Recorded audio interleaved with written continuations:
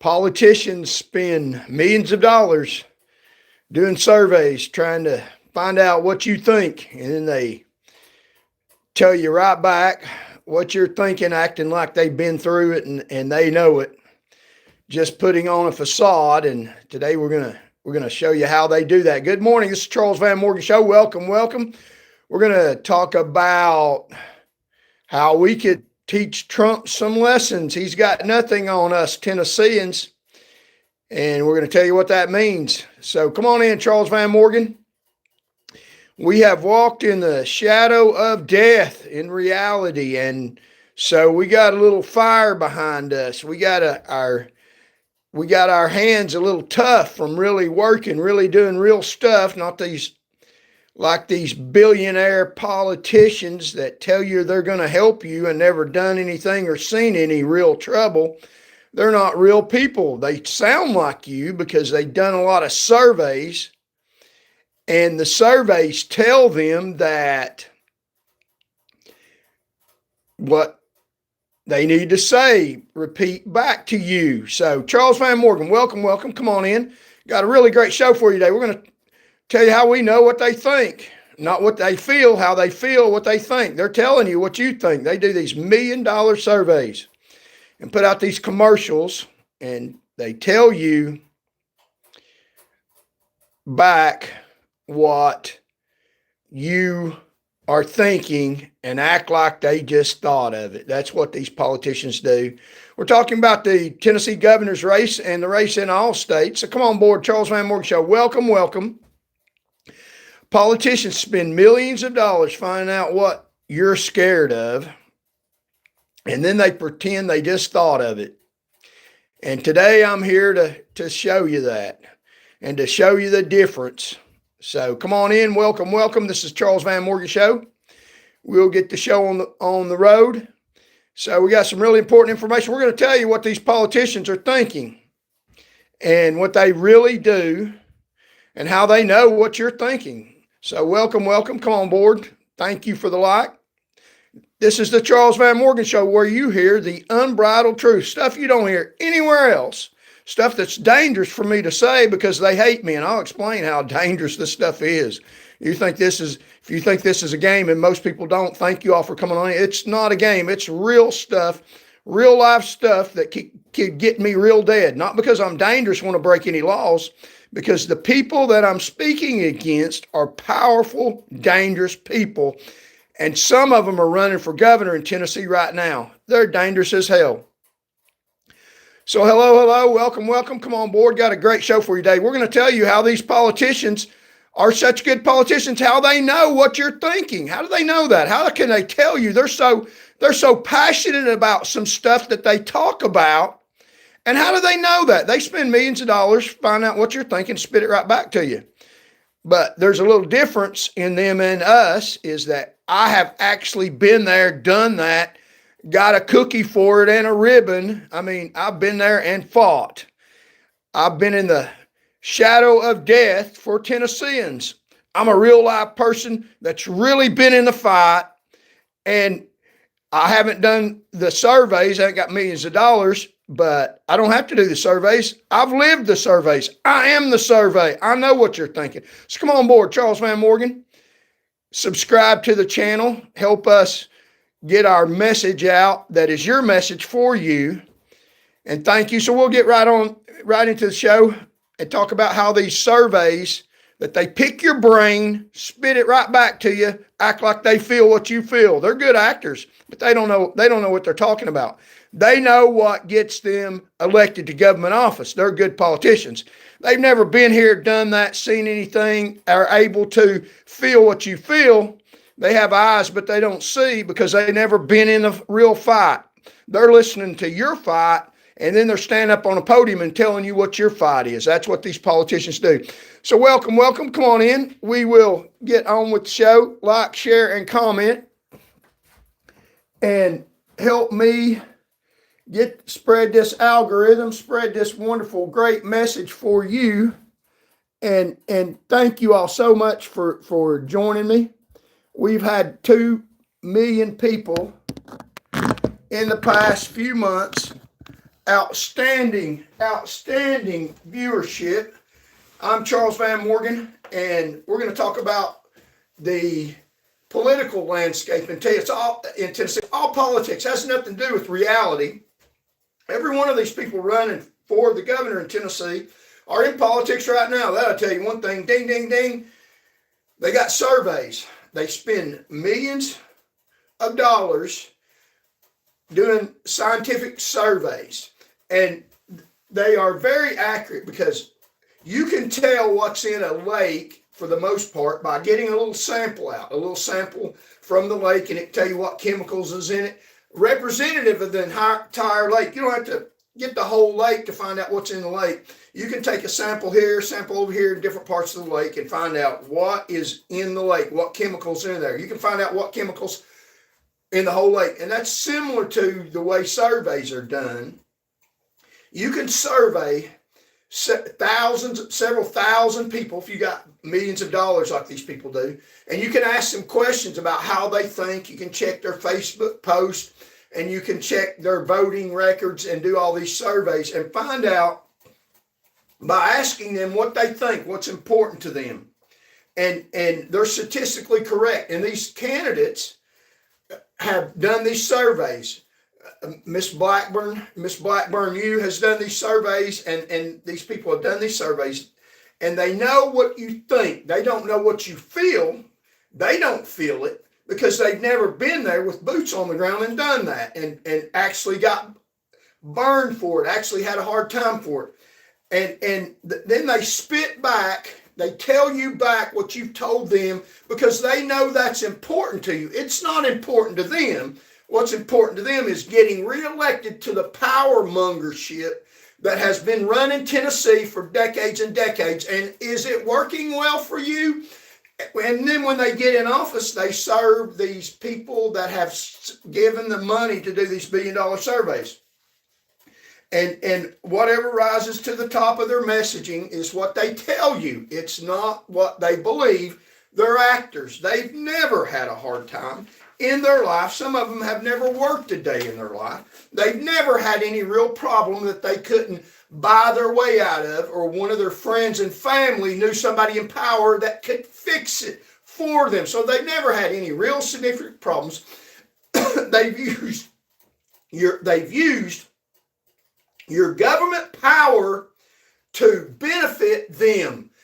But when they're running, they know what your problems are. They know what you think. They know how you feel, not in a realistic way, but they can read it on a piece of paper. And then when they're running for office, they stand up and they tell you what you told them because of these surveys. But they don't know what they're talking about, not for real. They're good actors, and they say it with a smile and with heart and compassion, and the best actor rises to the top, or the one with the best money. You don't need a survey. Listen carefully to their ads. Whatever they repeat most urgently is exactly what their multi-million-dollar survey told them. I mean, they're on Fox News and they're on CNN arguing with the commentator, the journalist, because they know that's popular to fight with them, and they know what's popular to say, but they've never been through the fire, never had a real problem, never experienced anything that they're telling you about. They're only telling you about it because you told them in the surveys they did, and it will help them. It will help their career. It'll give them more power, more influence, more benefits. It will privilege them more if they tell you what you want to hear, which is exactly what they do. They tell you what you want to hear. And Marsha's announcement, number one, she said, creating energy, job creating, energy producing powerhouse, world-class education, the way God made them, talking about the gender separation, simple, basic stuff. And where's the specific plan to create jobs and energy? And where's her specific plan? She knows that's a concern of y'all because she's done surveys to show that. And Marsha Blackburn used Facebook, shows voter ID. She's concerned about voter ID. That's a Washington issue. Snow shoveling jokes.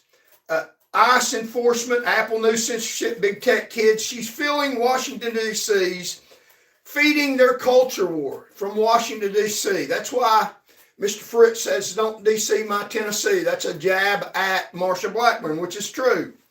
They're not Tennessee kitchen table problems. Access to hospitals, the rising cost of living, and a specific plan to do that.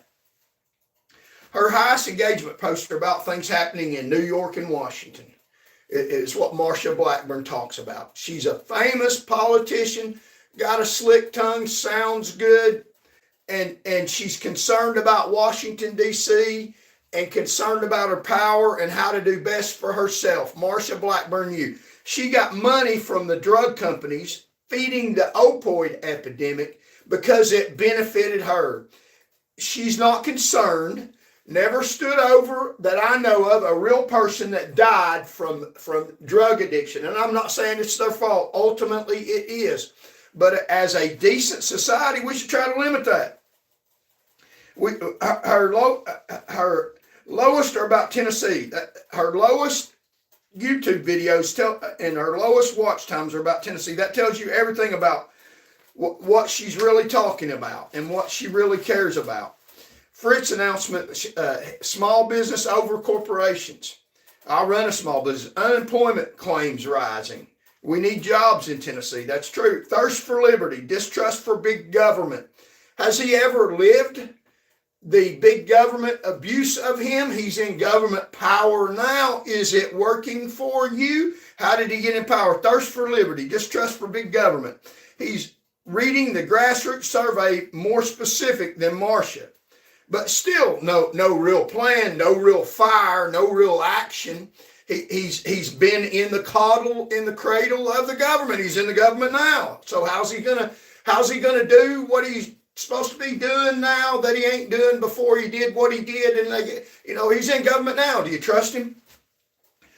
And he's grocery tax elimination, which I'm 100% for. I am for eliminating the property tax. You shouldn't have to pay money to the government, or you don't really own your house. You're just paying rent. And they're doing that in Florida. And I have the means and the wherewithal and the fortitude and the aggressiveness and the fight to make things happen. I have in the past. I'll do it in the future. The very existence on the planet of this campaign endangers my very life. And that's not hyperbole or just fluff. That's the damn truth of the matter. Look at them. Their life's not in danger. They're allowed to speak wherever they want, whenever they want, whoever will have them on national news media. And you look at what has happened to me for saying in the past, I'm running for public office. Well, all total hell has hit the fan. Don't let that man say anything, because he will speak against us, the power elite. He hasn't done a survey. He is the survey. I am the survey. I know how big government can run over people. I know how dirty they can be. Well, my goodness. I mean, look what they have done to me. Tried to destroy me. I got a little fire in me that these people will never have. Not in their existence until they get done like me. And I don't see it happening. They're in the cradle of the power themselves. Don't D.C. my Tennessee. That's what Fritz says about Marsha Blackburn. He's hitting real Tennessean pain points, but watch how specific he really gets. And has he got the fire and fortitude to do it? I think not. Been there, done that. I have been before. Now, Mr. Rose. Now, there is questions about how old his wife was and he was when he met his wife. Now, a lot of people won't say that, but these people are fighting for power over you. I think their moral ethics and how they live their personal lives is very important. I have lived a life of fighting for you at night, by myself, in the dark, in the shadow of death, fighting for Tennesseans. Very effective at it. I know the lies they tell, but I'm not on their playbook. I don't listen to their lies. I'm not playing by that. I'm playing by reality. I'm not reading a survey. I am the survey. I'm going by the truth and the facts, which you should be very interested in knowing, unless you want the cost of food to continue to rise, unless you want everything to continue to be going to hell in a handbasket, and our government officials saying everything and doing nothing because they've read surveys. Rose talks about 8-lane interstates. Every county seats get 4-lane. Hospitals within 30 minutes of emergency care. Nuclear energy. The hyper-Pacific promise only come from deep polling and serious listening tours that I did for years and years, and seen the real problems out on the real road with real mass fatalities, and really did something about it. Not with a big, huge farm, lots of family and political contacts, by myself at night, really seeing the problems and really dealing with them and really making a huge difference, and then getting mistreated and blackballed by a Tennessee crooked government, specifically the Tennessee Department of Safety. He goes to donuts at shops in Memphis, Cricket County sheriffs and mayors, Tennessee Cattlemen's Association, Second Harvest Food Bank. He's physically going where the survey data points him. Hey, this is where people are enthusiastic, where you can get votes. So he's going where the survey data points him. I went where the radio dispatcher told me to go to horrific fatalities. I went where dangerous cars were all over the road, frightening, horrific incidences where it was dangerous for you while other people were running. I was going there and dealing with bad situations in the shadow of death for you. That's why these people don't scare me, because they've never been there. They've never done that. They can't really get anything done. They don't have it in them too. And their frightening tactics are not going to affect me. I know people that have fought in Vietnam, and it changes them. They come back to the States. They've seen people die. They've seen people shot. They've been shot at. Some of them have been shot. You come back here to the United States and you see some crooked politician lying to you, trying to buffalo you, trying to put you down. It doesn't scare them. They're playing on a different level. It's not the same game. It's not fake to them. They've really experienced stuff, really seen really bad stuff happening. They're thankful to be alive. They pinch their skin, even though it's bad. That's what I used to do, a bad incident. Somebody would be dead. It's horrific. It's horrifying. It's not TV. It's not something that you can watch and turn it off and feel a little bad for a few minutes. It is real life that really goes with you. And the way I deal with it is you pinch yourself. I'm still alive. It's a bad day, but it's a good day. I'm still on the planet. And these people don't scare me. Been there, done that. Now, I've never been to a war like some of these honorable veterans. And God bless them, and I thank them for my right to speak out. Now, that's what these politicians are doing. They're trying to stop me from being able to give what soldiers shed their blood that I can do. It's called the Constitution, the First Amendment, the right for me to speak against them. When they try to shut me down, they are disgusting. They're stepping on the blood of soldiers that gave me that right. There's a high price for that blood. Don't let them stomp on it. Even if you don't agree with me, you have to believe that I've got a right to say it. You might not want to listen to it, but some people do. And in America, we got a right to say that. Soldiers fought for that right of freedom of speech. If you don't like somebody, shut it off. Go to who you do like. Go to your slick talking, survey reading politician. If you want real, if you want God sent, if you want burned and still going forward fortitude, then CharlesVanMorgan, unbridled news, unafraid by these people. Been there, done that, seen the worst of it. I'm going forward. Quite frankly, they don't scare me much at all. They do put my life in danger. So every Republican candidate is racing to show Trump's alignment with Trump. You get Trump's endorsement, that boosts your survey, that boosts your voting polling by a numerous amount. And I think that Trump has came out publicly and endorsed, said good stuff about Marsha Blackburn. In the past, Mr. Rose has claimed his endorsement.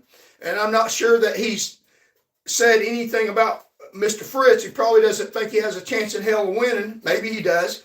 And he doesn't even know me. But let me tell you this. I'm not intimidated by Mr. Trump. Now, I like Mr. Trump. But the policies of Mr. Trump, the pro-life, the value of life, and it's not necessarily pro-life, it's valuing human life.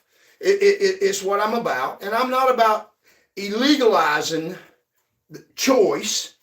I'm about honoring life and taking measures to make sure that every unborn child gets a chance to be born, that we value life and make laws and rules that benefit people, that promote that agenda, the pro-life. And I'm for that. There are other candidates that were running for president that were more pro-life than him. They didn't make it to the ballot in November. And so some of the values that he has is what I support. His support for getting rid of illegal immigrants that are taking over this country, I'm for. But they're out jumping on the bandwagon, trying to get Trump's support, trying to get pictures with him, and anybody that gets his support. Quite frankly, I could teach Mr. Trump a few lessons. He's got nothing on us. He's got nothing on me. Now, I listened to some of the things he said. He's a great politician, excellent politician, and he's been through some stuff. I get it, through campaigning, almost got killed. There was another attempt on his life, possibly. Somebody trying to do damage to Mar-a-Lago in Florida the other day. And I get it, but he's got all this Secret Service protection, all the protection of everybody that is in power in the military, the whole government. I don't.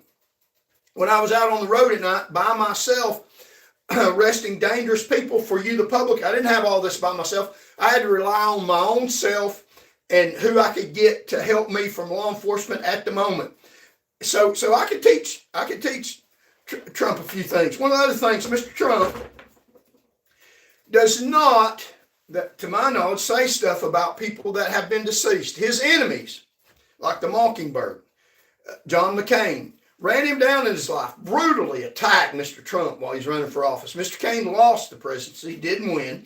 I think Mr. John McCain was jealous of Trump, but he ran him down when he was running for office. Mr. Trump said nice things about John McCain when he was dead. And he was already in office, had nothing to gain. But my thinking is, if just because somebody dies does not mean that the life they lived wasn't so destructive and evil and wicked that we shouldn't point stuff about it. And the reasoning is, if we don't continue to point out people in power's atrocities while they were alive, then they go on after they're dead and their legacy is false. They get a legacy of they were a beautiful, wonderful person, and everybody does that just because they're dead. And that's what Mr. Trump does. As far as I know, he speaks highly. It's done after they're dead. And let me tell you, it's not done. People's wickedness is not done after they're dead.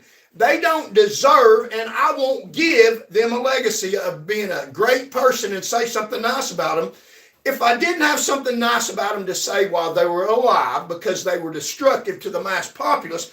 I'm damn sure still not going to say something good about them after they're dead. It doesn't change anything. In fact, these people in public power right now that are committing atrocities, like Colonel Mike Perry that thinks you have no constitutional right, said it in a tweet that he's going to put you in jail no matter what happened after that he didn't care if it was legal or constitutional, that you would go for the ride.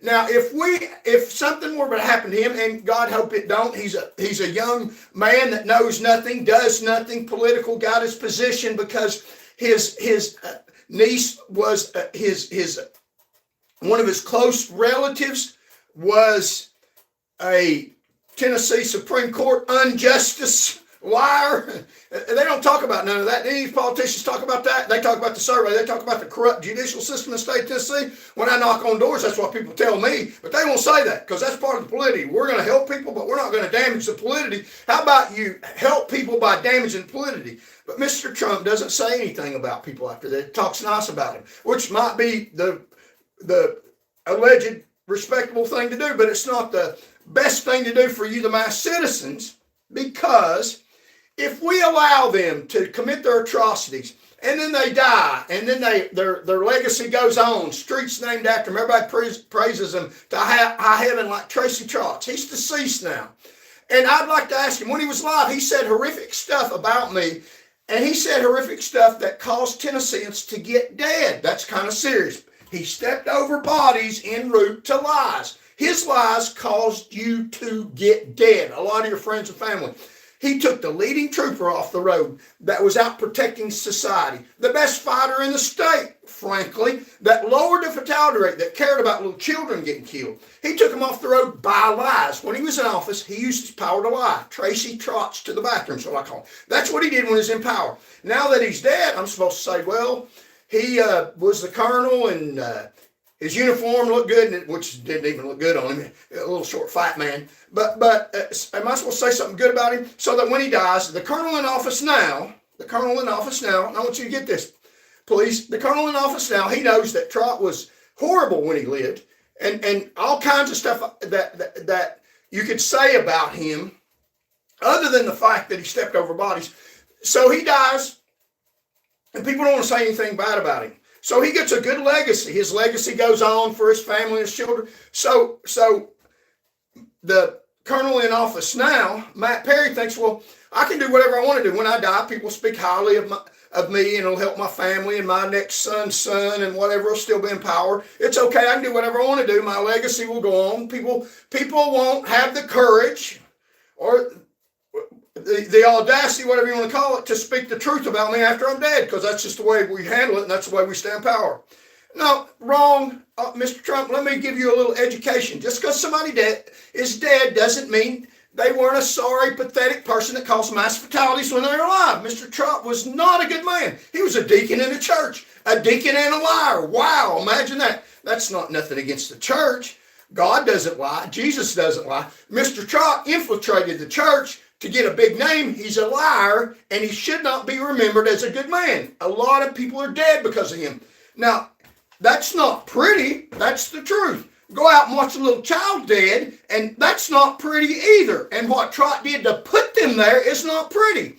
And I'm a truth teller. A truth teller stops people from getting killed.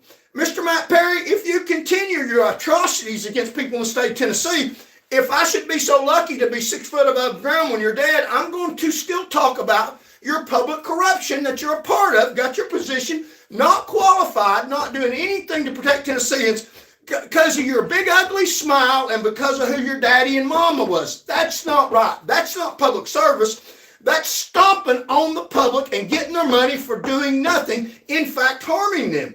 That's the way it works in my world, in my game, and I'm not playing by their rules. Their rules don't help Tennesseans. I got a different game plan. I didn't read a survey. I am the survey. You want a real governor that will really make a difference for you, like I did when I was on the road in the shadow of death, then I'm your candidate that has a chance to win. Stand by. It goes on. Every Republican candidate is racing the line with Trump. I give Trump a few pointers. I'd love to meet the man. And I'd love to meet Joe Biden. It's not about Republican, Democrat. It's about somebody that's for you. Other independent candidates have won in the past. Some of them with some horrific, atrocious plans. Somebody with a good plan that's really been there, done that, and paid for it can make a huge difference.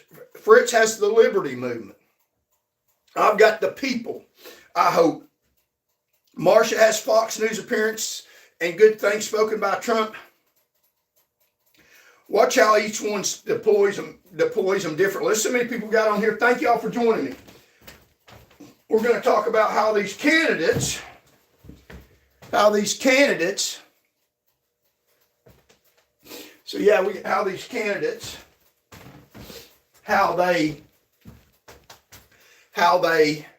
perpetrate their lies on you, and how they tell you what you think, and don't have any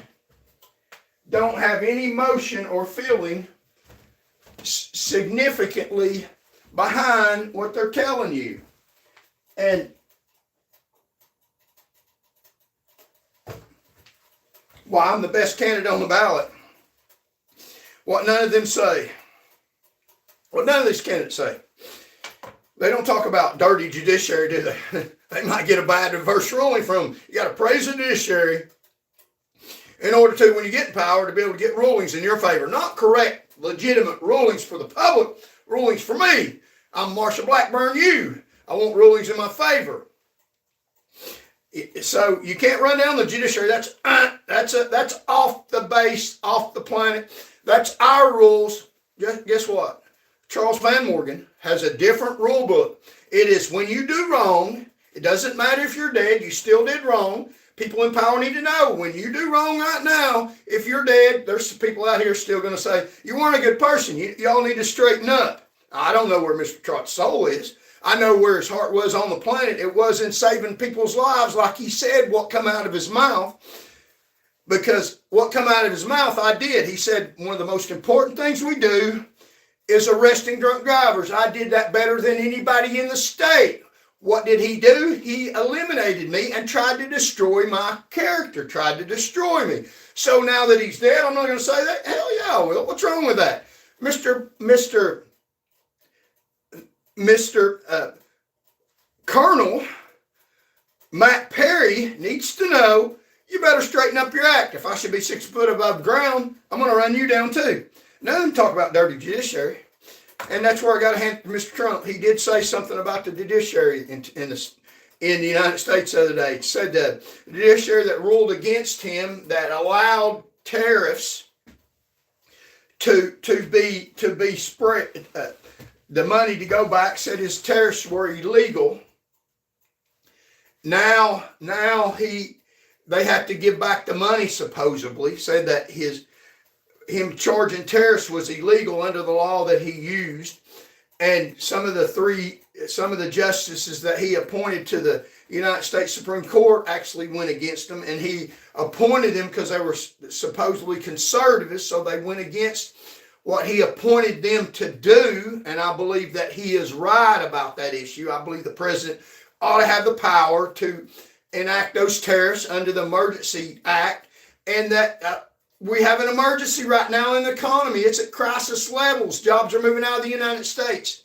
And he ran down the judiciary. Unprecedented, the news media said, wow, you can't do that. That's not in the rule book. You can't do that. Well, let's take the rule book and let's set it on fire and throw it away. The rule book is their rule book. They don't even play by their own damn rule book. When you beat them at their game, they change the damn rules. You can't win using their rule book. Don't play by it. Throw it away. All these politicians are people in power. They're playing by their power book, by their play power book. We're not going to win. You will never win playing by the rule book that they have. Don't listen to it. Don't abide by it. Go to the voting booths and vote. Vote for CharlesVanMorgan. If you don't vote for me, at least vote to show these people that it's your rule book that they're playing by, and they better get on your playing field and stop the atrocities that they're doing. None of these people talk about in their surveys, talk about dirty judiciary. I bet their surveys tell them that, but they're not going to say that because they're not allowed to, because it's their rule books, their government, and they're not running down their little facade. They're not tearing down what needs to be torn down. None of them talk about bills that criminalize opposition, criminalize me. They have bills that criminalize me, that make it illegal for me to tell you to go vote. They have bills that criminalize me to say that these people in power, in their power playbook, their playbook is for them. It's always been about them, and it'll always decimate you. I'm not allowed to say that. I'm not allowed to say dirty judges in their playbook.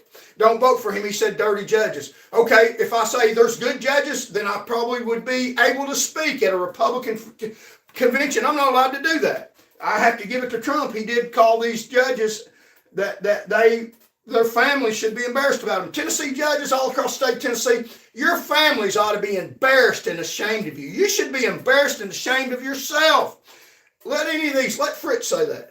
Let Marsha Blackburn, you say that. Let John Rose say that. None of them will say that because they know these judges will make rulings against them. This is your last chance, your last stand. You'll never hear anybody say the stuff that I'm saying. That's necessary for you. I'm not going to say dirty Tennesseans. People deserve a government That's the way you've set it up, a constitutional government that serves you. These people have set it up and changed the rules that serves them. The Constitution doesn't matter. Doesn't matter at all. That's why they set up criminalized opposition. They made me a criminal for speaking out against them. Laws that stop candidates without money from reaching voters. They won't let me pass out flyers anymore. Why? Because the survey didn't tell them to. They haven't lived through these experiences to know, hey, that's wrong. It doesn't matter. It doesn't matter what you say, as long as it's not violent or intimate lawless action or defamation or false light or invasion of privacy. You ought to be able to say it. You ought to be able to say it. And you can actually defame people as long as it's not defaming the people in power. They don't care.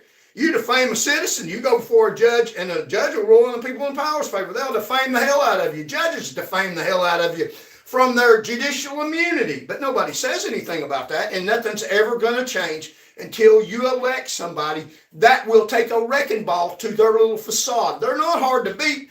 They're running after their own tails. The survey didn't tell me to. I've lived through this stuff. The flyer law. Tennessee just made it a Class A misdemeanor to leave political flyers on doors. Who does that? Who does that hurt? Does it hurt Marsha Blackburn? You? She's got millions of dollars. TV campaign does. It only hurts candidates without money. It hurts me. And I've got money, but not enough to have millions. I can't outspend them. I've got some. And if you want to help this YouTube show, please contribute. If you can't contribute, I understand. Hit the like button. Help share the algorithm. Trying to get a message out. 2.2 million people. Since I've been running for office, it seems like it's gone down. The views have gone down. But when you're doing right, you keep doing right regardless of all else, in spite of adversity. They don't know that. Their views go down. They're going to change their tune, try to figure out what the mass populace wants them to say, and start lying and saying what people want them to say. I'm going to tell you the truth, what they think the mass populace is. I think the mass populace wants to hear this. I think YouTube stops the algorithm and stops the spread of my truthful message because it doesn't like it, because it's part of the politicity. So they made it a crime for me to pass out flyers, the Peace Act. Who wrote that law? The establishment protecting itself. Quite frankly, in effect, John Rose, Fritts, and Marsha Blackburn, you wrote that law. They're in power. They have some influence to stop some of the atrocity, to stop people from inhibiting our First Amendment rights. And I have experienced this violation of my constitutional rights. They've never experienced that. They got a platform. They can stand up in their government offices and say whatever they want and be protected by immunity, by privilege, because defamation is unprivileged false communication. When they're in their political positions, elected positions, they get the opportunity to lie. It's privileged. And I don't lie, I tell the truth. They just don't like what I'm saying, so they criminalize me getting the message out.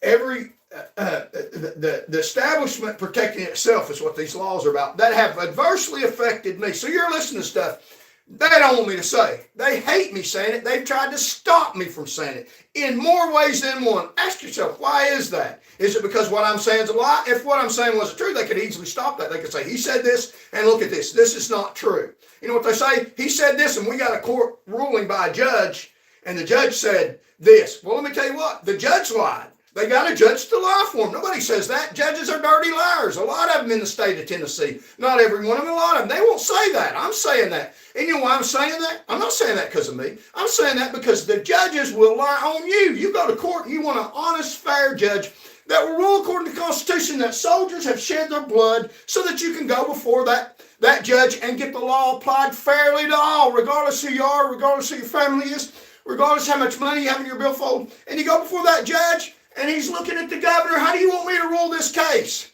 And he'll tell you, well, take away their right to speak, shut them down, judge. If you want to be promoted to higher judgeship, shut them down. So the judge shuts them down. Steps on the Constitution, doesn't care about soldiers fighting for people's freedom to say whatever they damn want to say, other than lawless, intimate action or defamation. So they shut all speech down from somebody that speaks against them. How dare they? None of these other candidates will say that. It's not because they shut me down. They shut me down because I'm speaking for you. They don't want us to take over power. Every candidate mentions grocery taxes. They know that the cost of food skyrocketed, but they have money. They don't care. They eat 3 square meals a day. Their children have hospitals. They know you don't. You told them that, so they spit it back out to you. They're going to do nothing to do anything about that rocks the boat in the establishment because they're part of it. I'm not part of the establishment. I'm part of you, the people. I'm fighting for you just like I did when I was out on the road in harm's way in the valley of the shadow of death on a nightly basis, like a lot of officers and a lot of troopers, and God bless you. Thank you. Keep doing your job. Help's on the way, I hope. So who gives you the actual number? About 4% versus who just says we need to help hardworking families. Who gives you the numbers about what they're going to do? No one. We're going to try to cut out the property tax. We're going to eliminate the taxes on food. We're going to provide for our children, put hospitals in every single county in the state of Tennessee. That'll help tourism. That will help the economy. What the real surveys actually show, 87% of Tennesseans say cost of living is very high or somewhat expensive. You think, and that is astonishing, that many people. And I haven't read a survey about that. I have a hard time buying food myself. Now, obviously, I eat pretty good, but food is outrageous, and I have to do it without other things in order to be able to eat and provide for myself because of how the state has took most of my retirement from me. I've experienced real abuse, really having trouble, really getting medical care, and really getting food. I'm part of you all. I'm not part of one of the lead. I didn't read it in a survey that Tennesseans cost of living. So we're going to fix the cost of living. Well, I got a pocket full of money, a pocket full of friends, bought and paid for power from lies, and I can tell you, I feel your pain. You don't feel nothing. You feel the need to get in high position to continue to help the system, feed the system, and it's corrupt as hell, dirty as hell.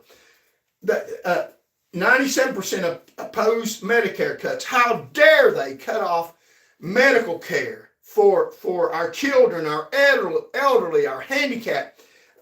We need to have more health care, more hospitals.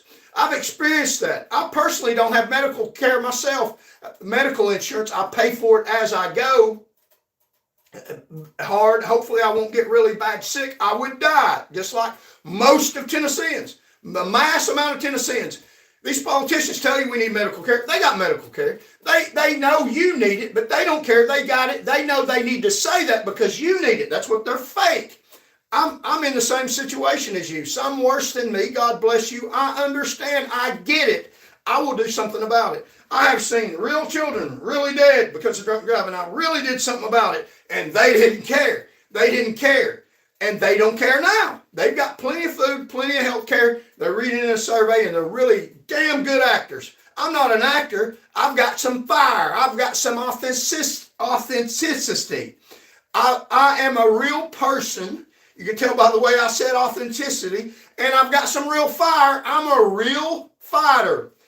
Not in any kind of violent way, but I'm really, really very dangerous to these people in power. And you can look by how they walk, not by what they say, because they'll say, we haven't said anything about him. We haven't done anything. We're wonderful people. We're glad he's running. No, they're not. No, they're not. They will try to kill me. They will try to hurt me. These are very dangerous, sick, pathetic, disgusting people in government power. And I'm not specifically talking about the candidate, but it's the power that has advanced them is wicked as hell, and a lot of it's damn demonic. But I'm not afraid. I've got God on my side. I pray, and I've got Tennesseans praying for me all across this state. Thank you all so very much. When I was out on the campaign trail 4 years ago, knocked on 40,000 doors, talked to thousands and thousands of Tennesseans. I know I've got your pulse. I know. I really feel your pain, not just from listening to you, from being through it myself, some worse for trying to stand up for you, they tried to knock me down. They lie, lie, lie. That's what these candidates do. That's what the polity does. That's why they'd like to wipe me off the planet. Good luck with that. Let me give you a little warning. I won't go 1 second before God allows it. And I don't think he's going to allow it. I hope he don't. I think he wants me here fighting for Tennesseans. He sent me to do that. God called. And yes, if I was real high in the polls, they were going to replay this, and he claims that he's God called to fight. Well, I claim that. I very well do claim that. I'm trained, very good at it, and it's not just thinking that. You look at my history, you look at what I've been through, and you tell me God didn't put me through that to be here today to fight and get a platform to spread the truth, to make our First Amendment rights so we can spread the gospel of Jesus Christ, because they're taking that away. A Christian governor has made it illegal to spread gospel tracts about the Lord Jesus Christ. That's what he's done. I don't know if it's purposely, out of cowardness or hatred for me. I think it's out of hatred for me. A man that says that he will stop injustices wherever he finds it. And he's going to create more to promote people in the highway patrol that stepped over bodies to get where they're at. And he's responsible for doing that. He's not been a Christian governor. I've listened to people and they said, why won't we need to promote a farmer to governor and a Christian. He might have been a farmer, but as far as a Christian life, I don't believe it for 10 seconds. The way he has mistreated children, mistreated the elderly, helped his rich billionaire buddies, and the people that are running now, they're going to do the same thing. They're going to do the exact same thing. And people that have a good heart that would try to change things, they don't have the fire, they don't have the ability, they don't have the toughness to do that. I asked for prayers all over the state of Tennessee when I ran for governor. I didn't win the governor's office. I got people's prayers. I think the prayers of people are better than winning the governor's race. I think we can do both. So I pray for you all as you pray for me. If you don't think I went to 40,000 doors, look all over the state. I took signs beside me standing in front of a gospel message from God's houses. Wonderful message. If you ever drive down the street through Tennessee, there's churches all over this beautiful state. Wonderful churches. Not everybody in them's good. What they represent, the Lord Jesus Christ, is good if they're Christian churches, and the message they got on the front of these churches are messages from God Almighty. Read these messages. So the incumbent playbook, incumbents protecting a lead use vague language, progress, good work. I've been fighting for you. No specifics, no numbers, no accountability. That's not leadership. That's job protection. The last year I worked for the Tennessee Highway Patrol, I made 150 drunk driving arrests. I got 150 dangerous people. All of them had a high blood alcohol level. None of them were 000. Off the road, protecting them and protecting you, because they would have hit and killed you, a lot of them, and protected little children. Those are numbers, 150. The average trooper makes 2. So you're talking about somebody, if in the governor's office, would do, how many percentage points is that over 2 as compared to 150? So they would have had to hire about 100 troopers to replace me. And they haven't been able to do that yet. The fatality rate has skyrocketed. So that's a real number.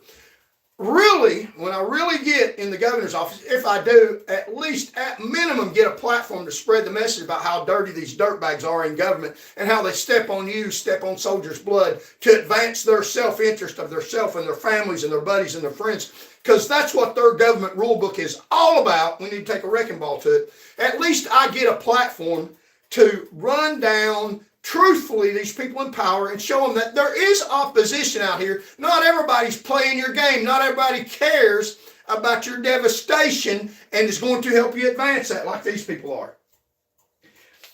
They're just wanting job protection. They're already in the government. Media appearances. Count how many times each candidate's been on Fox News versus how many times they appear in Crockett County courthouses or Gibson donut places. That ratio tells you the real constituency is the power elite, the TV elite, the news channels, all this stuff.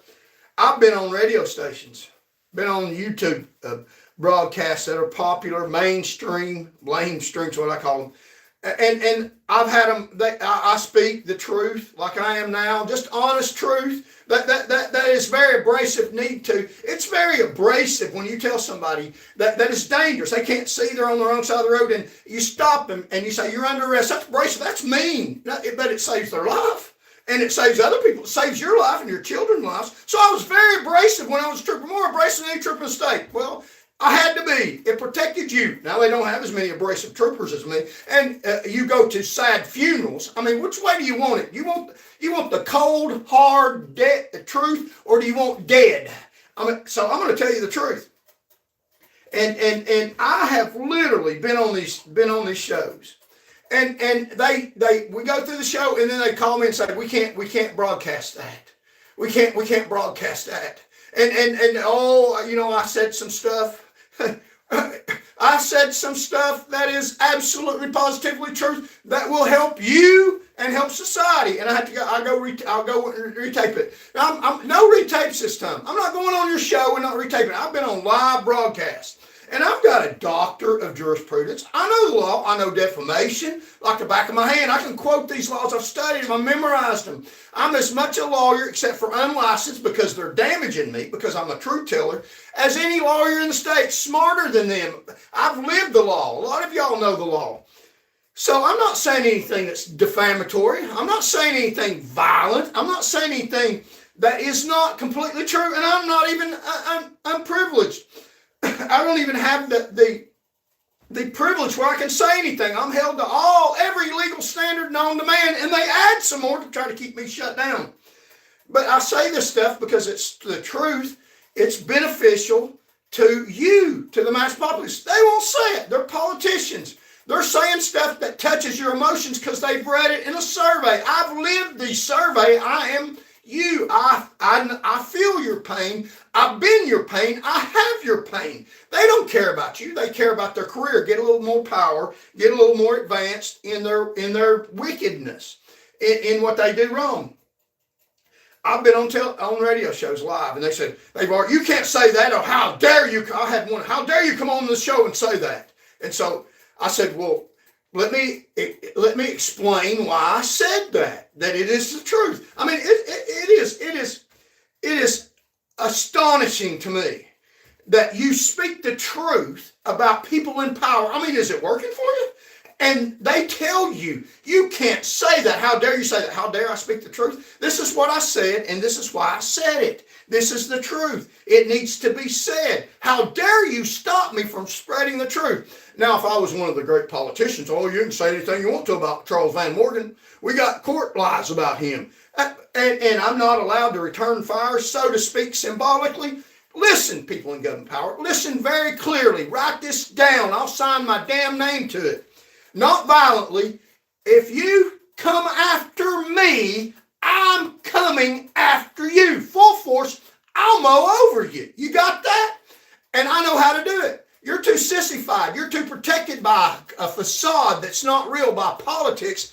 I'm the real deal. Really been there. Really had my life in danger. Really had my boots on the ground in America. And people in wars know exactly what I'm talking about. You best damn go say what you want to say and leave me the hell alone. It's not going to work out good for you. I assure you. I'm not a toy. Many have made that mistake. And they'll pay for it. Not violence, through voting, through getting my voice out about them. I don't play. None of them will say that. They're fake. They're not real. And they really can't run the government. And they'll really run it for themselves because the government runs for itself. I'll get into office if I should have that benefit, or at least a huger platform, which is what I'm trying to build, to speak the truth, to make it better for you. So I don't need $1 million survey. I live the realities of these surveys, what they described. Dirty judiciary. I got some lies written by judges about me. It's credible a judge wrote it. A dirty judge lied for the governor to get promoted. They will say that. Oh, you can't say that. I just said it. I'll say it again. Dirty judges in Tennessee, all across this state, say horrific things about you while they force you into court at gunpoint. That's dirty, pathetic, sickening. They have their hind end put in jail like you would be. If you done the same thing that some of these judges done, you'd be under the jail, but they're privileged, they're elite, they're better than us. No, they're not. I hear stories every day almost, knocking on doors, talking to people about the dirty Tennessee judiciary. It's a problem. They read that in their survey, but that's untouchable. No, it's not. They're not untouchable. They don't talk about government propaganda and shutting down my truthful message against their false propaganda. They don't talk about bills designed to silence opposition. They don't want no opposition. They can't deal with truth. It messes up their little utopia that's built for them. The government is supposed to serve you. And I won't back down from their validity. I will speak the truth to power and give you a government that serves you. They don't. So Fritts' governor announcement had 623 views. Rowe's announcement on his channel had 97 views.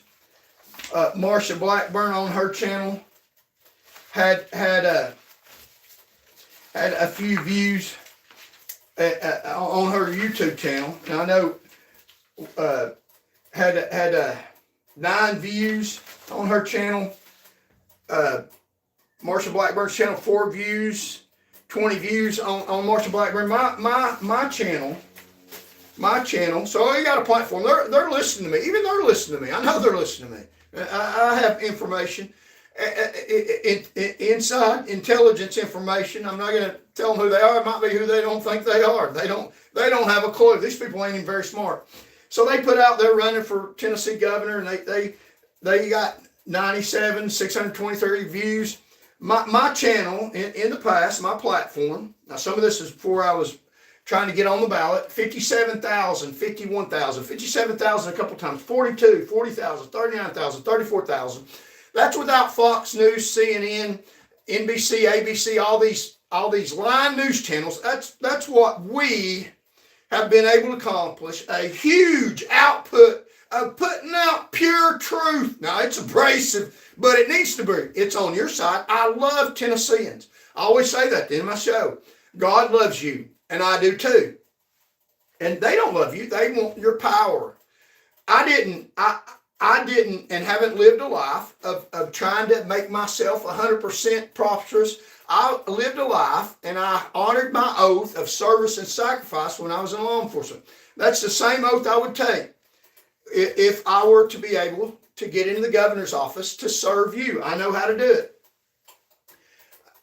We blow them off the map. And thank you, Tennesseans. And I will say this, and this is controversial, I hope. It's the truth. But you have a little echo chamber, a little hate echo chamber in the city of Knoxville, where people hate me because of the establishment is attacking me. Put him down. Look, he's got a judicial ruling against me. A judicial ruling that was when I was running for government office. That's a lie. A judicial ruling because I went against the politicity when I was out on the road protecting society. I don't have roads named after me like some crooked politicians, like Lionel Russell, where they say he's a good person, name a sign after you. No, I had a lot of people in jail that didn't kill you. I was doing the truthful things. I was doing the right things. And they're doing stuff that's politically correct, but they're not doing stuff that's going to help you. So we've got a huge platform. But this little echo chamber in Knoxville, I think this is funny. It's real funny to me because I'm not playing by their rules. Their rules are meaningless. They don't work for me. And if you try to play by their rules, they'll put you where their rules put you. And if you win in their game, they'll still make you lose. If you win, you lose. If you lose, you really lose. That's their rules. You want that game filled? I'm not playing by that. I've got my own rules. The rules is truth, accountability, and forceful, relentless fighting. I've been pretty damn successful. Several 100,000 people, over 2 million in the past few months. Evidently, the truth resonates. And thank you all so very much. Subscribe to the channel. Like the channel. Help spread the algorithm. I think YouTube is trying to minimize it as far as possible. I say I'm running for governor, trying to get on the ballot. At minimum, getting on the ballot, and my YouTube views plummet. Wow. How do you figure that? They own a lot of these algorithms and control them. So I need signatures, about 20 more signatures to get on the ballot. If you want to sign, if you're a registered voter in Tennessee, then Email me at CharlesVanMorgan@gmail.com. I'm getting some every day. I need about 20 more signatures. But this little echo chamber in Knoxville of hate, there's a convicted felon. I'll brag about this. A convicted felon, somebody that is lawless, actually run from the law, like happened in an incident where somebody killed themselves and they blamed me for somebody being lawless when I was completely lawless, not dangerous to anybody. They lie and flip obvious things and lie about them. I mean, how can you be held responsible for somebody else's actions? People in government power figure out a way to do it. They're pretty good liars, pretty slick. You know, they got law degrees and they know how to flip things around and move them and be completely deceptive and follow the devil. He's the father of lies, and they're real good liars, brilliant liars. Yeah, the cold, hard truth, when you hit it, means a hell of a lot. And people in government power, you're hitting the truth right now. Because I'm a truth teller. I'm not afraid of you. You don't get it. Your rule book says I am supposed to be, but I'm not. It's not working. Ding, ding, ding. I'm still going. We're still fighting. I got less votes than a convicted felon. Why? How did that happen? Because people in government power are afraid of me. So they went on a organized effort to demoralize me and to criticize me based on lies that they've told in the past. And it worked. And I give up, right? No, that's not my rule book. I don't care.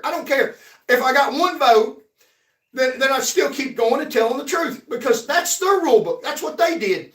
In the long run, an event will happen as often as it's supposed to, according to its probability. The probability of the truth breaking through is very damn high. They can only do so much. The truth will beat them over the head symbolically, and they're not going to keep me down. You don't give up. When you got a righteous fight that is truthful, you don't give up. You're relentless. They got a lie that they're carrying around. Must be a heavy burden. I kind of feel bad for them in a way, because it's going to drag them down. It's a biblical principle. A biblical principle. The Bible's always been true. Tried in the furnace of earth, purified 7 times. What I live by, what I believe, what I try to live by as best I can. A biblical principle. That's absolutely true. I believe it. Believe it till the day I die, or being caught up, which I'm hoping for, is that when somebody digs a ditch for you, they're digging a ditch, digging a trap for you, that the concept is they better be careful about how they dig it, because the Bible teaches that the wicked will be caught in the snare that they put for you, the trap they laid for you. They get caught in it. You get free. So they're digging a ditch right now. They dug a ditch in Knoxville. Dug a ditch, run him down. Don't let him get many votes. Convicted felon better than him. I've never been convicted of any crime. But they say some horrific, awful, horrible, nasty, wicked stuff about me. None of it is true. Absolutely none of it. They can't prove any of it. Well, they got a judge saying it. A dirty lie judge that didn't follow the Constitution. And I follow the Constitution. I've got credibility. I got a JD, passed the bar exam. They have no credibility. Why am I not practicing law? Because they say that I'm not honest, when a judge that said that I'm not honest, although I've never been convicted of a crime, let alone a crime of dishonesty, was committing and convicted of a crime of dishonesty, and has her law license right now, and I will never get my law license, not because I'm a dishonest person, like they say, because they're blackballing me, because they want to blackball you. So they dig a ditch, biblical, scriptural. It's a spiritual principle. You have to believe it by faith. You can't see it. They better be careful when they dug a big ditch. You better be very careful how you dig that ditch, because the Bible teaches a spiritual concept of justice that I believe in. I believe in justice. I believe in not bearing false witness. They bear false witness to the hilt. They're full of lies. So they dig that ditch hoping I'll fall in it. And the Bible teaches, and a spiritual concept that you have to believe by faith, teaches that they will end up in the ditch they dig. So Major Heatherly, Lionel Russell, Governor Bill Lee, the people who are in government power now, be careful about the ditch you dig, about the laws you're passing, about putting me in jail for speaking truth to power. Be careful about taking my mother's my inheritance from my widowed mother. Be careful about that, because you're digging a ditch, a very deep one, and you're going to be in that ditch yourself. the things you've done are going to come to light. I believe on the face of the planet. Now, that's something you have to believe by faith. I believe that. That's why I'm going forward. So you keep digging that ditch just a little bit deeper. If I were you, I'd be trying to cover it up. I'd be trying to build up Charles VanMorgan's reputation and personality. I'd be trying to build up the truth about him. But you continue to dig, keep on digging. I believe God rather than man. That hole looks pretty daunting. I'm not going in it. You are. You're going in it. And you know what? I hate to say this, but God sent me a fighter. They're digging that bitch, want to get me in there where I can't get out. I'm as a servant of God. I'm going to help God. God said he put him in the ditch. I feel privileged. I want to help him put you in that ditch that you dug for me. So I'm pushing really hard. And I think that's my calling. A servant of God to help put these dirtbags, these thugs, these criminals that criminalize free speech, that use our government to benefit themselves, that step over your bodies to get where they're going, to advance their own interest of themselves and their families, and to build up the government like some gluttonous fool that's not even good for them. I'm going to help God. And the ditch they dig, the ditch the Christian governor dug, the ditch all these people dig, I'm going to do God's work. I'm a servant of God. I'm a fighter. I'm going to help him push those people in. It's my privilege. Thank you, God, for giving me that fortitude and that calling to help push these thugs in a ditch that they dug for me. Thank you very much. Be careful how deep you dig it, because you're going into it. Now, that's a spiritual principle. You might not believe that. I believe it. I'm going forward in that. And I think God's going to allow me to help push them. Help me push these people symbolically in the ditch that they dug for you, for Tennesseans. That's what the campaign's about. These people in government power have dug a ditch for you. They dug a ditch for all of us. They want to shut down all of Tennessee. They want us to serve them. Help me. It's our calling. The Charles VanMorgan. This is a campaign. Could be my slogan. Help us push them in the ditch they dug for us. How about that? Wouldn't that be amazing? Wouldn't that be an amazing campaign? Put them in the ditch they dug for us. Be a servant of God. How about it? I don't know. What do y'all think? But that is the truth. God bless y'all for coming. Thank you very much. We're not done yet. Hold on. Got a lot more to cover. Some really good stuff. Got a few people in here. Help hit the like button. Call your friends and family. Tell them Charles VanMorgan is on, trying to push people in a ditch. And it's a ditch they dug, quite frankly. So I need signatures. If you want to sign to help me get on the ballot, and we're going to get them one way or the other. Help me get on the ballot. Email me at CharlesVanMorgan@gmail.com. I'll come and get, if you're a registered voter in Tennessee, and get you to sign as close as I can. I'm not promising I can get all of them. But I need about 50, and I need about 30 more. The survey says Tennesseans want someone who listens, someone who fights the establishment, someone who tells the truth regardless of consequences. And I didn't read that in a survey. I read it in my own life, and that's why you should vote for Charles VanMorgan. So. And speak the truth to power. So these people came after me. I passed out 50,000 leaflets all across the state of Tennessee, knocked on 40,000 doors, and they responded by making the Peace Act a crime. The Peace Act is a act. The lawful law is aimed directly at me. That Peace Act is aimed at me. The Peace Act that stops people from leaving leaflets on people's doors. Political campaigning, that has been illegalized due to what I did in 2021, 2022, and 2023 by running for governor in office. Truthful stuff that people wanted. They made it illegal for me to leave stuff on your door that a lot of people want in the state of Tennessee. And if you didn't, a no soliciting, no trespassing sign, I wouldn't have left it. If you told me you didn't want it, I wouldn't have left it. So that law, they have literally made a law aimed at us to prevent us from getting another message out against their alternative reality that's completely false.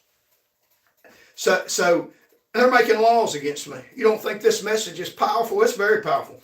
Wrongly arrested for campaigning. I was arrested for campaigning. The charges were dropped after the campaign was over. But they wanted a mugshot. Completely false arrest. Violated the Constitution ever since. but they wanted that mugshot out while I was running for office. And then they quietly dismissed. No newspaper significantly picked it up. I had to call them and say, you wrote I was arrested. Well, you're right that I was unarrested. I mean, give me a freaking break. But no, they wouldn't do that. So my leafleting, my messaging, truthful messaging stopped by them. A law passed by the governor, by the Christian governor. No, you can't pass out leaflets. He'll say that's not true, but it is true. It's very true. That's why he did it. Had leaflets of mine on his desk. We're going to stop this. He legalized it like Nebuchadnezzar. Can't pray 3 times a day. Well, I'm still praying, and I'm not going to break that law. I don't pass out leaflets on people's door anymore because that's illegal. Because they've made it to stop my speech. So spread this message on YouTube. Call your friends. Tell them what they're doing. They're trying to stop the truth from getting out against their alternate reality. Wrongly arrested for campaigning. I was arrested for campaigning, charges were dropped after the election. Imagine that.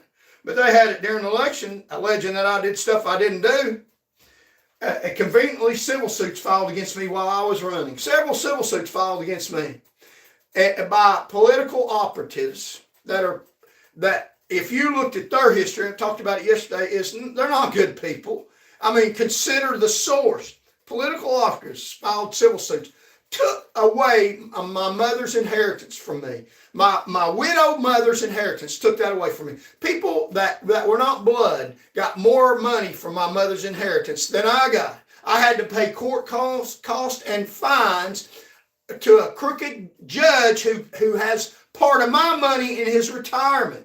Yeah, that's absolutely true. They don't want you saying that judges get a benefit for adjudicating the innocent guilty, because if they say you're not guilty, you have to pay no court costs and fines. No money transfers to his pocket for his retirement. I don't want you saying that. That needs to stop. It should be impartial. When you give money to a judge for finding people guilty, there's going to be more people guilty. They're dirty as hell judges in the state of Tennessee. They don't tell you that. They're not supposed to know that. We need these judges to live good, live high on the hog, so live in these fancy houses, driving BMWs, and be better than everybody. Everybody stands up for them and need to worship them because they're the one that adjudicates in our favor all the time, every time. But it's the law, it's right. And if there's not facts there, they'll make them up. I'm not making this stuff up. I can show you and have in my videos where judges put stuff in that's not there to get what they want. If the facts aren't there, they add facts, they lie, they make up stuff. That's not only not constitutional, that's criminal behavior by the judiciary in the state of Tennessee. That's not on a survey. I've talked to people, they tell me that. I've lived through that. That needs to stop immediately. That violates our very health, safety, protection, and well-being. Could cost us to get dead or spend years in prison on false charges while these judges get to rape the system. It's wrong. None of these other candidates are going to do a damn thing about that. They benefit from that. When they get in office, they'll benefit from that. I don't care about benefiting off wrongdoing. God saved me. I will benefit off doing the right thing, if not in this world, in the next to come. Help me push them in the ditch that they dug for you, not just for me. It's a ditch they're digging for you. That's the truth. As bluntly, and it might be harsh, the truth will set you free. It's the truth. These people in Tennessee, in the government, are crooked and wicked as hell. If they haven't affected you, you think you're going to skirt by, look in the news. It's leaking out. There's more to it than that. They're putting innocent people in jail almost on a daily basis that are stone cold sober, charging with DUI. And some of them don't get out of it if they don't do a drug test. What other instances of crime that they're sticking people with that literally go to jail, lose their lives, lose their livelihood, lose their reputation, that haven't done anything wrong? So if you think for 10 seconds, let me dispel that belief that you'll fly right, you'll obey their rules, you'll play by their games, you'll play by their rules. That won't matter. They're trying to dig a ditch for you and throw you in it. You better help me, and I'm your last call, your last stand. You might not have another van to help you put them in that ditch so they can't get you. Help me do God's will. Vote CharlesVanMorgan. Wrongly arrested campaigning after the suit. Civil suits filed. Money taken from my campaign. Don't have very much, and they took a lot that I had. Called me off the campaign trail to face false civil litigation complaints. Had to pay the judge in his retirement to adjudicate a false complaint while he tried to demoralize me in his courtroom. I'm not making this stuff up. I could play you what he said, but I don't want to hear that disgusting thing. That's the truth. If they challenge me CNN, well, you said judges lied and tried to defame you in court, well, you had to be there under threat of arrest with an officer saying, you'll stay here in court. You got a summons. You got to be here. And the judge slanders him. He says wicked stuff about me. It literally happened. Why? Because I'm standing up for you, standing up against the judiciary, saying, not saying we don't need judges. We need honest judges that adjudicate fairly, that adjudicate constitutionally, that adjudicate what our soldiers shed their blood to do to give people their constitutional rights. That Constitution protects one citizen from the power of the whole government. That one piece of paper, the Constitution of the United States, gives me freedom of speech. The government says, you can't say that, Van. You can't say that judges in Tennessee, some of them are crooked and they lie about stuff and put it in their judicial rulings and it's false. And I can say, yes, I can. The First Amendment is the government shall make no law preventing me from doing that. And yet they make laws to do that. It's called the Peace Act. How dare they? Soldiers fought for that Constitution that they would just like to wad up and throw in the trash, and that's exactly what they're doing, stepping on soldiers' blood. It's atrocious. As bad as you think it is, it's 10 times worse than what you think. That's the truth. So police harassment. Police harassment. They make money. They took my money from my campaign. The police harassed me numerous occasions. Falsely detained me. I passing out flyers to people that want them. If they asked me to leave their property, I'd leave peacefully. If they didn't want a leaflet, I wouldn't give it to them. Passing out information against the government, truthful information that just happens to be against them because they're against the truth, they're against the Constitution. Pointing that out to people, hey, these people are doing this stuff in government power. They're doing wrong. They caused the fatality rate to skyrocket. They took me off the roads. I was on the roads protecting your lives. They lied about me and took me off the road.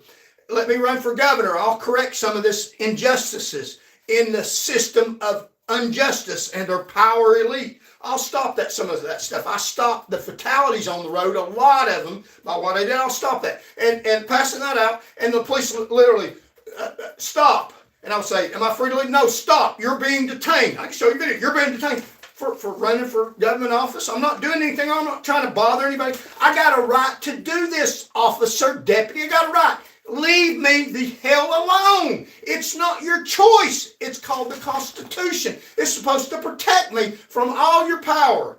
And it does not, because they don't honor the Constitution. They honor their boss in the crooked court and what keeps them in power. That's the truth. And they won't honor you even if you're not doing anything wrong. It's not just me. It's all of you. You're who I'm fighting for. So they didn't debate my ideals. They silenced them. They can't debate my ideals. It's just the truth. I can show you, and I have in the past few months, video upon video, tape upon tape, court hearing upon court hearing, written document upon written document, talking about how dirty these people are. And the dissemination of false propaganda about me, that's a total lie. But they can't tell the truth about me. For example, they say, and I keep holding this up, this is one of many. This is their propaganda. It's called the Knoxville News Stinknell. Dozens of tickets dismissed. Dozens of trooper tickets dismissed. And then they go on to blame tickets dismissed because of me. They say 100+ drivers can tear up their tickets, court papers, and walk away, courtesy of ex-Tennessee Highway Patrol trooper fired after driving past a fire wreck. So they're saying thanks to me that these people got out of their crimes. That's propaganda. That's false. That's how they spin things. They didn't get out of any tickets. They didn't get out of any tickets because of me. They didn't get out of any tickets because of me. I was out on the road at night, and I put these dangerous people in jail. and wrote the tickets, signed my name to it, swore to the truth under oath before God and man. And of course, if I lied about anything, pointed out, prosecute me. They won't do that.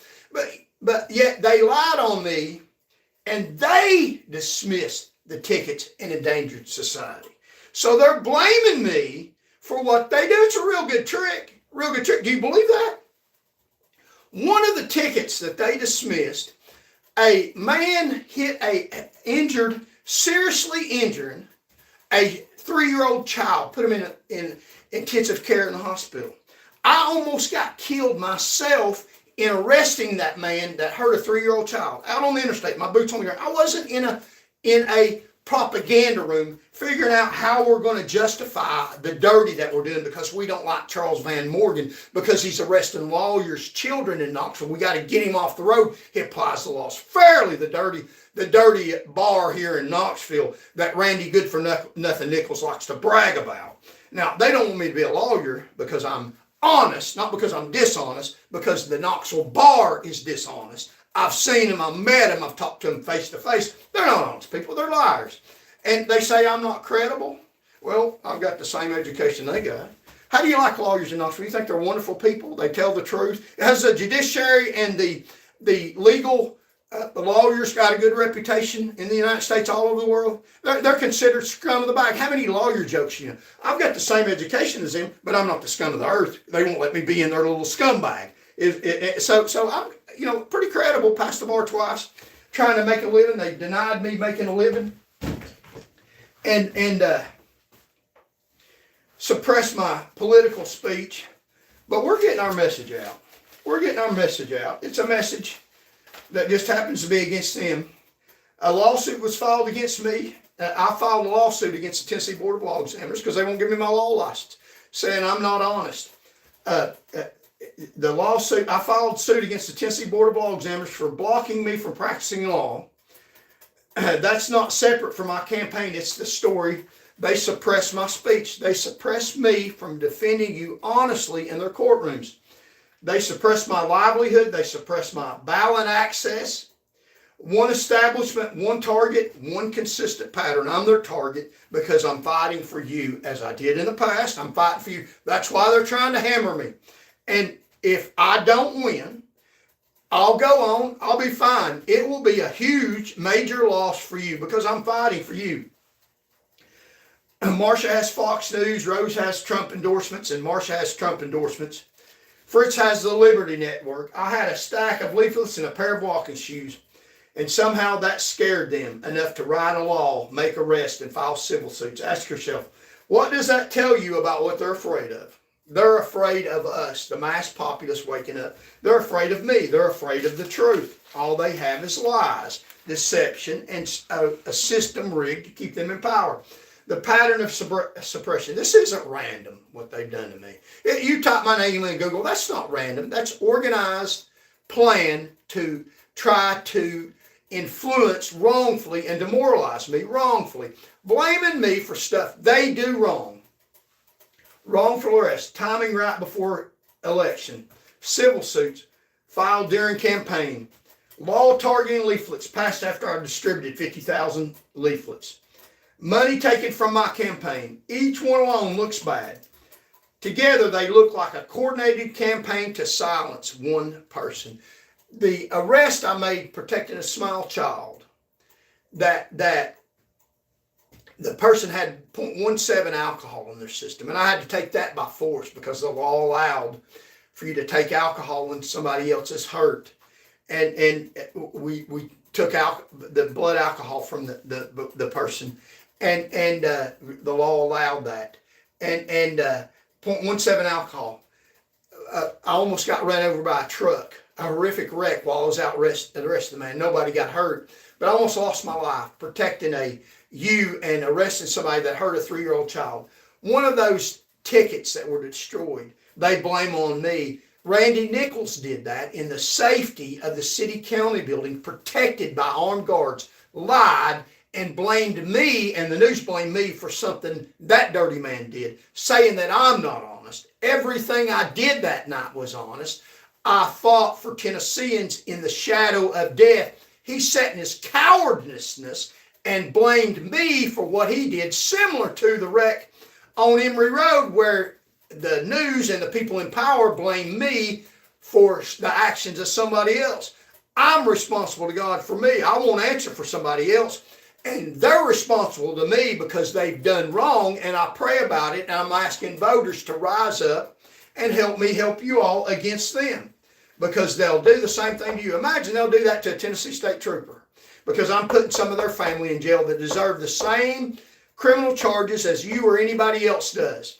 And they get mad. I've had lawyers get mad at me in the back hallway. You arrested my daughter. Well, they were drunk. I saved their life. You ought to thank me. But these sick, pathetic people think they're above the law. And they are right now. They don't do criminal charges. They don't do criminal time. They get by. You don't know the stuff they do that you never hear of, the backroom deals and the stops that aren't never reported. I do. I've seen it. Been there, done that, seen how crooked it is. Put them in jail when I had the opportunity to protect them in society. They don't want that. They're gluttonous. They're not even good for themselves. Constitutional violation. This is one concerted effort to destroy me, thereby destroying you. What they did already raised the fatality rate substantially and has went up every year since then. They're not even good for themselves. Some of them have had wrecks involving drunk drivers, stuff that they've caused. First Amendment, political speech suppressed. Fourth Amendment, wrongful arrest that I've been through. Due process, civil suit violations designed to drain campaign resources. That's how dangerous I am to them. They are abstract constitutional arguments. That's what happened to me personally while I was trying to talk to you. That's what they've done to me in the state of Tennessee. Now, you won't hear any other candidate talk that blunt. This is not a game. This is real life. This is about life and death. This is about the constitutionality of our government. I'm not a politician in power. I'm someone who they have attempted to demolish falsely by their power. And they have not the fortitude or will not put the effort to protect Tennesseans. The pattern of suppression, this isn't random. It is wrongful arrest, timing right before elections, civil suits filed during campaign, laws targeting leaflets passed after I distributed 50,000 of them, money taken from campaign, from my mother's inheritance, taking from my mother's inheritance to me by political operatives. Each one alone looks bad. Together they coordinated campaign to silence our voice. And that's exactly what they done. Who writes these laws? The same establishment politicians who spend millions on surveys to find out what you want. These same politicians wrote the laws to make it illegal for me to put a leaflet on your door. They want your vote, but they don't want you hearing from candidates that they can't control. And they can't control me. God controls me. So, and if you don't believe my message, then at least honor the Constitution and my right to say it. Other than defamation, invasion of privacy, and lawless, intimate action, I have the right to say it. Honor that right. They won't even let me say it. I couldn't campaign at the same time the governor could because I was in jail for nothing, self-admitted. They dismissed the charges. And they won't even show the body cam of what happened, saying I did stuff I didn't do that would be on video to show that I didn't do it. And Fritts, Rose, and Blackburn, you are people in power now that facilitate, not directly but indirectly. Are any of them going to fight? They haven't so far. David and Goliath. Marsha has a Senate office, staff, Fox News meetings and donations. Rose has endorsements from Trump. Marsha has endorsements from Trump. And established network backing. And we could teach Trump some things. Their legacy don't need to be a legacy of greatness when it was stepping over bodies while they were alive. Fritts has a Liberty Network infrastructure. I have walking shoes, leaflets, and a camera, and 2.2 million views, coming up on 2.3 million views. And I'm still standing, still running, still talking to you. How long that'll go on, I don't know. This might be your last chance, last effort. Email me, CharlesVanMorgan@gmail.com to sign my petition to get on the ballot. I'll get on the ballot one way or t'other, legally and lawfully. While I'm still here, they arrested me. They sued me. They took my money. They wrote laws against me. They blocked me from practicing law, and I'm still on camera talking to you today because this isn't about me. It's about whether regular Tennesseans have a voice left at all. Because if they silence me, they will silence you, I assure you. They will put you in jail and give you the same treatment. And even if you don't stick your head up and try to hide, they're putting innocent people in jail all over Tennessee for doing nothing wrong because they need a number. If they need you to serve an adverse position for something because they needed a number, then they'll damn sure do it. What their surveys don't capture, every survey asks about grocery prices, immigration, education. Nobody surveys Tennesseans about wrongful arrest for political candidates. I can tell you what it's like. It ain't very fun. It ain't very pretty. Got threatened, harassed, lied on. And the news media was part of that. Channel 3 interviewed me that day. It was good news, and they got to talk to the candidate that got arrested. And then they got on the phone in secret and talked to a lawyer that lied, and he could be guilty if he did this and that. Well, listen to you, Chattanooga dirtbag lawyer. Was I convicted? Was I guilty? No, they didn't put that out. They wanted to put out that I'd done something wrong. Yeah, I didn't do anything wrong. Your government did. Your government in Chattanooga, which I will never go back to by choice. And I won't campaign in Chattanooga. I can't campaign in Chattanooga. Bill Lee can if he runs for president, or some of the other people. Marsha Blackburn, you can go. Fritts can. Rose can go to Chattanooga. They won't touch them. Why would they touch me for? Because I'm violent? They said I was. I wasn't violent. Where's the video of me being violent? Where's that? There's one video of me standing behind the line and a campaign official coming up to me, aggressively to me. I didn't do anything to him. I was asking for people to vote for me, which I have a right to do. Or do I? I don't have the right to do that in Tennessee. You don't have a right to do that either. You have a right in Tennessee to worship the hierarchy. You better get it right. And even if you worship them, that might not be enough. If they need you for a number in the backseat of a patrol car, they're doing something about mass fatalities. You're that number, but I didn't do anything wrong. That doesn't matter. And it's more to it than that. That's just a little leak of all the mass wrong that they're doing to Tennesseans. So keeping quiet's not going to work. Your only avenue, your only choice is to get behind me, back me. I'm your voice. I'll fight for you. You don't have to get up and fight like me. What you have to do, what you need to do, what you should do is go to the polls and vote. Vote for me. If you don't vote for me, at least vote. That lets them on notice. The public is aware. We know what's going on. At least vote. But vote for CharlesVanMorgan. Let's see how many people got in here. We got some more to cover. Some really good stuff. So hang with me. Hit the like button. Hit the share button. Contribute. Send me an email, CharlesVanMorgan@gmail.com.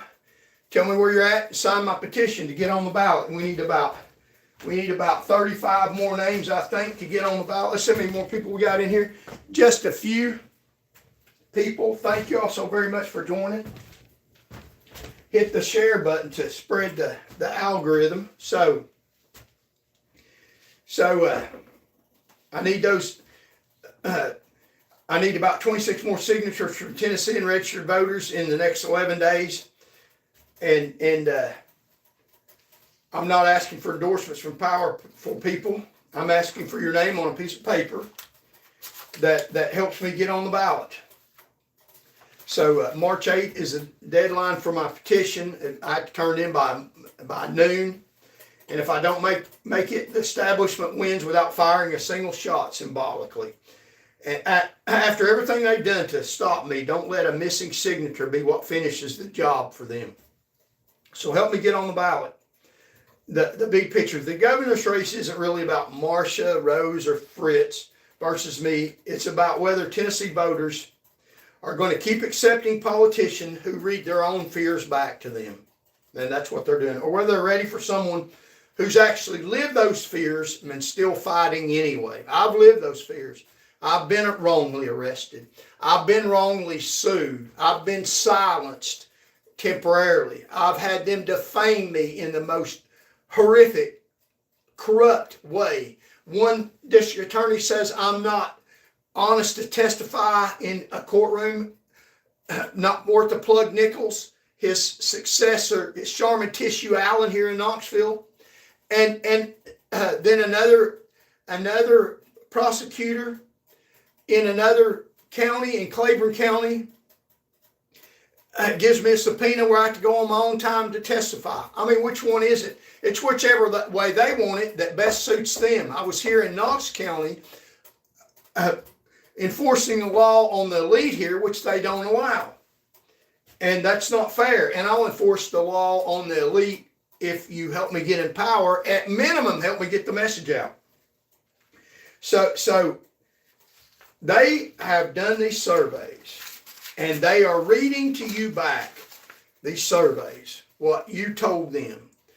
And I am living the surveys. I know what it's like to be the mass populace and not in their clique, not have somebody related to power to lift me up, to put you down.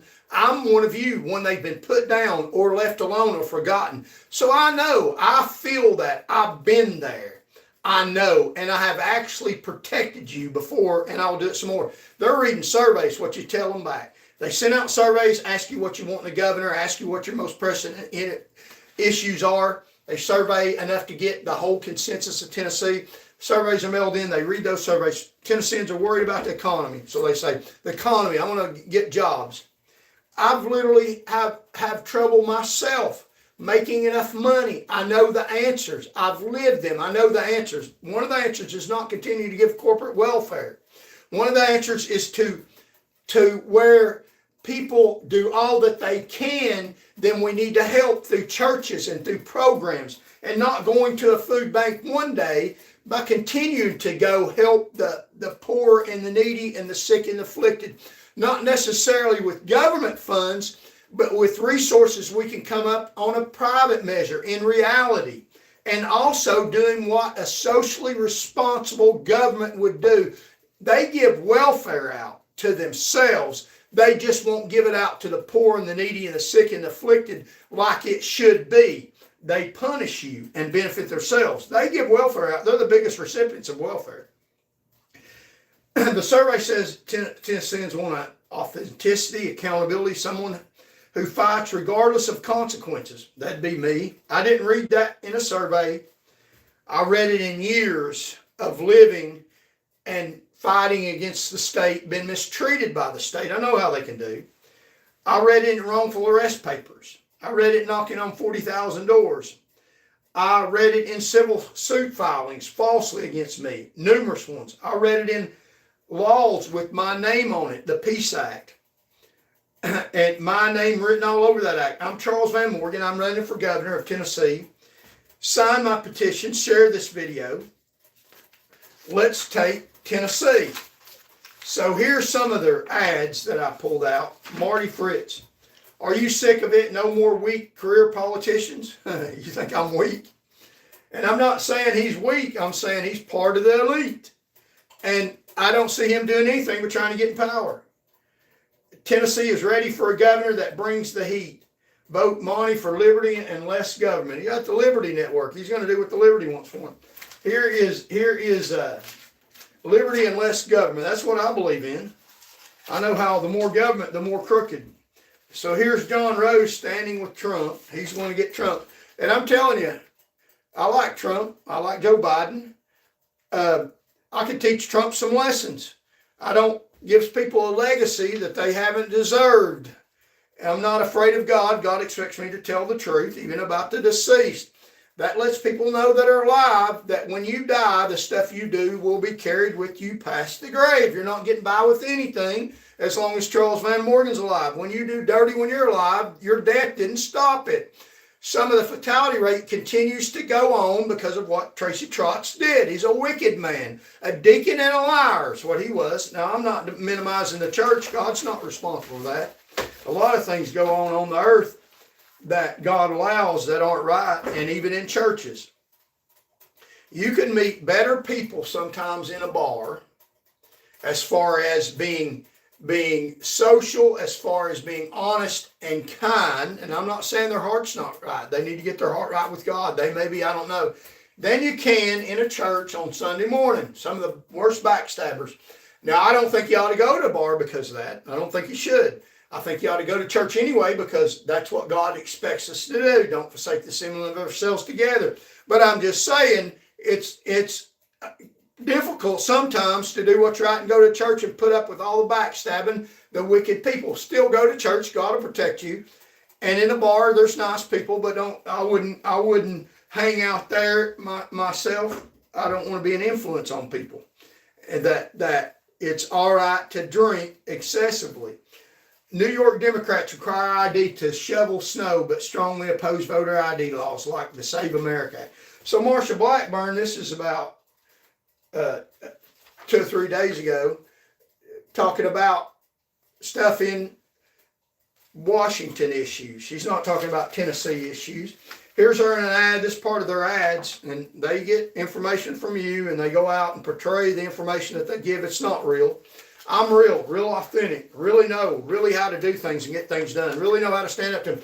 Here's her picture standing with a bunch of people in power. She wants to portray that she's in power. She's in this meeting with powerful people. Look at all those people, got a lot of powerful people behind her. That's why you should not vote for her. Is she at a homeless shelter shaking hands with the homeless? Is she at where real people really work and where real life really goes on? That's the people she ought to be listening to, not these power mongers. So here's her in a group of people. She wants to display that. Wrong message, Marsha Blackburn, you. Wrong message. So here is Marsha being spoke highly by Trump, 1.2 million votes, 1.2 million views where she's speaking where Trump's speaking about her. So when Trump speaks, then people are listening. And I'm not intimidated by Trump. I could teach him some lessons. I've been really in a fight. Now, he's been in a fight and got his ear shot off. I was in fights long before that. Been defamed long before he ever did, and haven't been convicted. He has. And so here's her views, 9 views when she announced to run, 19 views. And I've got 57,000 and 40,000. And here is Marsha on some other videos where 4 views, 140 views, where she's announcing to run for governor, 29, 63 views. She's not very popular in Tennessee, but when she starts talking on a national level, she starts getting a lot of views. Her emphasis is in Washington. That's why people say, Fritts says, don't bring your DC to Tennessee. Well, don't bring any of those people in power to Tennessee. Thank you all so very much for watching this show. May God bless you, I pray. Hopefully you'll join me again. We'll try to have another show tomorrow, talk about another interesting topic, try to get on the ballot. We're going to work real hard at getting the next 26 signatures to get on the ballot. If you can help, let me know. If you can contribute, let me know. And share, like, any little bit helps. Your voice counts. And so these people in public power read these surveys and tell you what they want. They think you want to hear because you've told them. Never lived it, never been through it, never got fired, not real. I'm real. I believe what I say. It's the truth. And I can help you and help Tennesseans regardless if we get in the governor's office. This gives us a huge platform to get a message out all across the state of Tennessee. A message that shines a light on their wickedness, shines a light on their cruelty, shines a light on their crimes. And if we get in the governor's office, then we need to clean out some jail cells, make room for the criminals they got in there that they put in there wrongfully. We'll put them out and put some of them in there. God bless you all. As I always say, God loves you and I do too. Thank you so very much for listening. We'll try to be back on here tomorrow. If there's a news event, we'll try to show up live. And please help the views. Since I've said I'm running for governor, I thought that would help my views and help Tennesseans. They've went down, so I don't know what's up with that. God bless y'all. God loves you, and I do too. Help me win this fight, and thank you all so very much. My heart is with you, and I appreciate every view, every like, and most of the comments. Some of them are sick, pathetic people, and you know, freedom of speech. You can say whatever you want to. You can lie. I don't care. So thank y'all. Until tomorrow, God bless y'all, and thank you so very much.